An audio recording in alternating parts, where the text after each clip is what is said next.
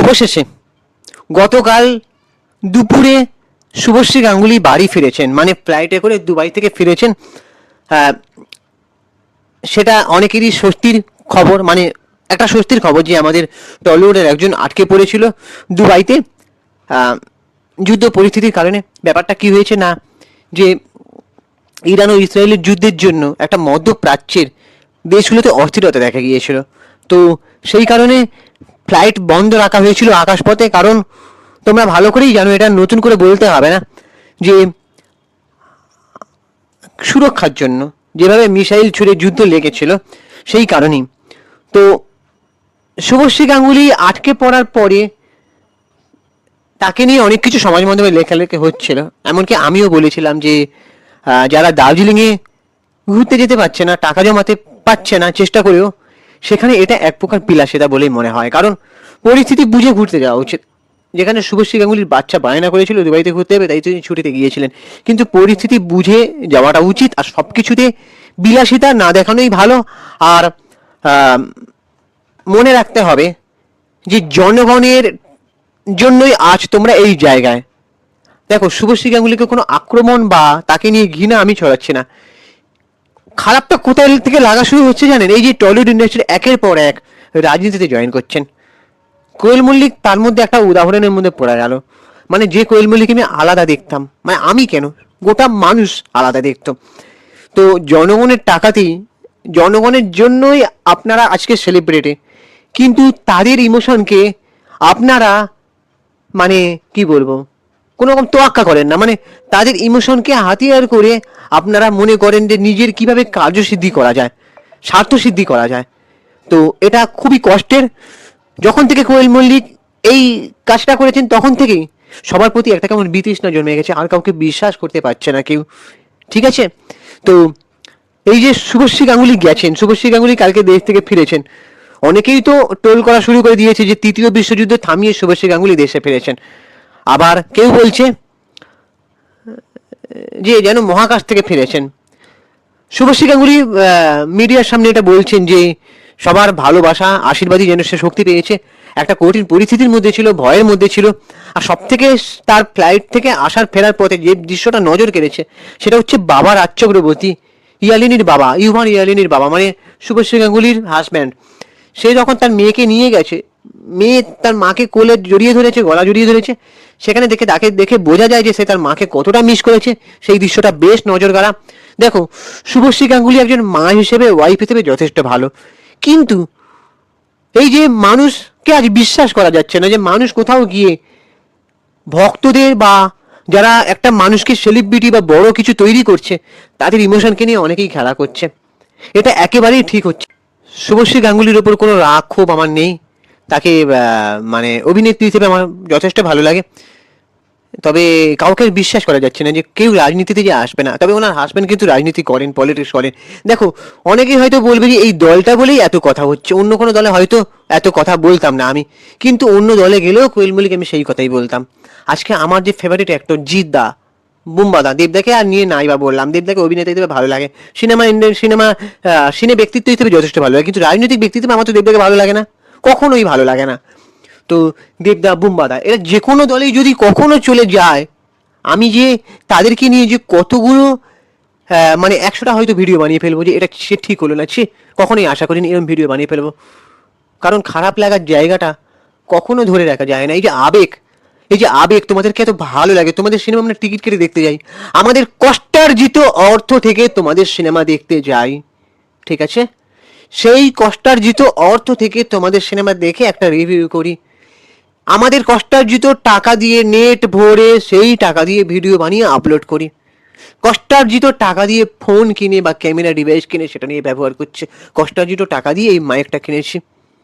তাহলে আজকে তোমরা ভুল করবে আর তোমাদেরকে নিয়ে সমালোচনা করব, বা কেউ যদি করে আবার তাদের বিরুদ্ধে আবার চড়ে যাবে, হ্যাঁ, মানে হাসিও পায়, রাগও ধরে। মানে বিশ্বাস করো, অনেক মানে এতটা ঘৃণা হয় না এইসব কাজগুলো দেখলে। তবু ভাষা সংযত রেখে মার্জিতভাবে, ভদ্রভাবে এই ভিডিও বানাচ্ছে, যথেষ্ট শ্রদ্ধা দিয়ে এবং সম্মান দিয়ে। কোয়েলদের থেকে এটা আশাই করিনি কখনো। এই যে আরজিকর ঘটনা যখন হয়, তিলোত্তমা কাণ্ড যখন ঘটে, বা কোনো প্রাকৃতিক দুর্যোগ যখন ঘটে, কটা মানুষকে পাশে দাঁড়াতে যায় বলুন তো, যে আন্দোলন করে বা এটা ঠিক হয়নি। কেউ কখনো তাদের সিনেমার প্রচার ছাড়া কোনো কিছু পোস্টই করে না। আর পোস্ট করলে তো হবে না, রাস্তায় নামতে হবে, একটু দুটো কথা বলতে হবে যে এটা ঠিক হয়নি, এমনটা না হলেই পারতো। তারা চুপ থাকে। এদিকে বলছে মানব সেবা করবো, দেশের সেবা। আরে ভাই, রাজ্যের সেবা করতে পারছে না, রাজ্যের মানুষের সেবা করতে পারছে না, দেশের সেবা করবে? হ্যাঁ, বুঝি না ভাই। মানে আমাদের নেতাজি সুভাষচন্দ্র বসু তিনি গোটা দেশবাসীর সেবা এখনো পর্যন্ত করে যেতে পারলেন না, যার জন্য তাকে সরিয়ে দেওয়া হলো। আক্ষেপ প্রকাশ করে তিনি গুমনামি সেজে রইলেন যে তিনি কিছু করতে পারলেন না। যদিও এই গুমনাম নিয়ে এখনো আনুষ্ঠানিকভাবে কোনো মানে কি বলবো জানানো হয়নি, কিন্তু আমাদের মনে হয় ওটাই গুমনামি বাবা, মানে ওটাই নেতাজি ছিলেন। যদিও নেতাজি সুভাষচন্দ্র বসুর এখনো মানে তখনও আক্ষেপ ছিল যে তিনি গোটা দেশবাসীর জন্য কিছু করতেই পারলেন না, এত কিছু করার পরেও। আর আপনারা রাজ্যের সেবা করতে পারছেন না, রাজ্যের একটা অঞ্চলের মানুষের ত্রাণ সামগ্রী পাঠাতে পারছেন না, চাল ডাল তেল নুন দিয়ে একটু হেল্প করি, কি কারো ফিনান্সিয়াল প্রবলেম হেল্প করি না, এমন একটা জায়গায় এসে আপনারা বলছেন যে না মানব সেবা করতে চাই, দেশের সেবা করতে চাই। দেশের সেবা, দেশের সেবা, হ্যাঁ, মানে জাস্ট মানে হাসি পাচ্ছে, রাগ ধরছে আপনাদের কায়ন কাণ্ড কর্মকাণ্ড দেখে। তো এরকম কাজ যারা করবে তাদেরকে আমার মনে হয় মানুষের তাদের সিনেমা দেখা বা তাদেরকে সাপোর্ট করে করার বন্ধ করে দেওয়াটাই উচিত বলে মনে হয়। তো জিদ্দাকে যখন জিজ্ঞেস করা হয়েছে, জিদ্দা বলছে কেন এটা ভালো লাগছে না, তো আমি যেটা বুঝি সেটাই তো করবো, যে যেটা বুঝি না সেটা দিয়ে আমি ভাববো কেন। ওনার ভয়েসের কথাগুলো এত শুনে মানে এখনো কানে ভাসছে জিদ্দার কথাগুলো। জানি না উনি মানুষগুলো কে কি করবে, পরে আবার পাল্টে বাজ হয়ে যাবে হয়তো। অনেকে এটাও বলছে যে এদের দুজনকে পড়ে আছে, কিন্তু এরাও নাকি টাকা পেলে চলে যাবে। দেখো টাকা পয়সাটা খুব খুব মানে বড় আমাদের কাছে সম্মান ভালোবাসা, মানুষের ভালোবাসা আবেগটাই বেশি বড়, তাই না? এইসব কথাগুলো যখন কেউ বলে যে মানব সেবা করব, দেশ সেবা করব, ঠিক আছে, মানে এটা হাস্য কৌতুক ছাড়া আর কিছু নয়। অনেকেই তো বলছে এটা পেনশন পেনশনের একটা মাস্টার স্ট্রোক, পেনশন স্কিম পাকা করার একটা মাস্টার স্ট্রোক। তো জানি না এগুলো কি হচ্ছে আর কতদিন ভাবে এগুলো চলবে। রাঘব চাড্ডা একটা কথা ঠিক বলেছেন যে নেতা হওয়ার জন্য পড়াশোনা করা দরকার, মানে আর পরীক্ষা দেওয়া দরকার, কম্পিটিটিভ এক্সাম দেওয়া দরকার, যেরকম চাকরি পরীক্ষায় দেওয়া হয়। আর আরেকটা কথা উনি বলেছেন যে রাজনীতি যদি সমাজসেবা হয় তাহলে তাহলে পেনশন আর বেতন কেন, এগুলো বন্ধ করে দেওয়া হোক। যদি পেনশন আর বেতন বন্ধ করে দেওয়া হয় তাহলে কি দেশের সেবা, মানুষের মানব সেবা করতে চাইবে? আমার তো মনে হয় না। পালক মুচ্ছল, তারপরে সোনু সুদ, এদের মতন ব্যক্তিত্বকে দেখে শিখুক। সো দেখো, আজকে শুভশ্রী গাঙ্গুলি তার ক্ষমতা আছে, কষ্ট করে একটা জায়গা তৈরি করেছে, সে জনগণের আশীর্বাদে হোক আর যাই হোক, দুবাইতে গেছেন, পরিস্থিতি যেমনই হোক না কেন সে তার সন্তানদের ভালো রাখতে চাইছে। আমাদের সেটা ভাগ্য নেই আলাদা কথা, কিন্তু এগুলো সব ঠিক আছে। সব থেকে খারাপ লাগার জায়গা সেটাই বলছি যে একজন শিল্পী মানুষকে শিল্পীর মতোই থাকা উচিত, অন্য কোনো স্বার্থসিদ্ধি করা উচিত নয় বলেই আমার মনে হয়। শুভশ্রী গাঙ্গুলির হাজব্যান্ড রাজ চক্রবর্তী, ওনাকেও ডিরেক্টর হিসেবে ভালো লাগে, কিন্তু উনিও কিন্তু কোনো একটা রাজনৈতিক দলে আছেন, পদে আছেন, তো সেটাও তার ব্যক্তিগত ব্যাপার। কিন্তু একটাই কথা বলবো, মানুষ যখন ভালোবাসে তোমাদের, এই যে শুভশ্রী গাঙ্গুলিকে এত মানুষ ভালোবাসে, যার জন্য দেবের জুটি হিসেবে দেখতে চায়, মানে দেবদার জুটি হিসেবে। তো আমি চাইবো তাদের যখন এত ভালোবাসা তারা দেখছে, তাদের ইমোশনকে ব্যবহার করে তারা যখন মনে করছে দেশ হিসেবে নানি, সব ঠিক আছে, আগে থেকে অ্যাডভান্স টিকিট বিক্রি করি, যে কি বলে মার্কেটিং গিমিক, হ্যাঁ, এই যে ইমোশনকে হাতিয়ার করে সব ঠিক আছে, আগে থেকে টিকিট বিক্রি হয়ে যাচ্ছে, সিনেমার প্ল্যান নেই, কিচ্ছু নেই, গল্প রেডি নেই, ডিরেক্টর কিচ্ছু নেই, সব ঠিক আছে।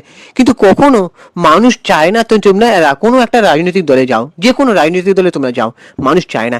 এই দিকটা একটু ব্যালেন্স করে চলাটা উচিত বলে মনে হয়, যে তোমরা প্রতিবাদ করছো না, সব ঠিক আছে, সিনেমা তাও মানুষ ভালোবেসে দেখতে যাচ্ছে, তারপরেও তোমরা মনে করছো একটা কোনো না কোনো রাজনৈতিক দলে যোগ দিতে হবে। যদিও শুভশ্রী গাঙ্গুলি এরকম কোনো পদক্ষেপ নেননি। রাজ চক্রবর্তীর মুখে আমি একটা কথা শুনেছিলাম যে শুভশ্রী গাঙ্গুলি তার বাড়ির একজন মা, তারপর তার অনেক দায়িত্ব আছে, সো এই কাজে এলে সে মনে হয় না ওই দায়িত্বগুলো পালন করতে পারবে, এমনই মনে হয় বলেছিলেন, আমি ভুলও হতে পারি।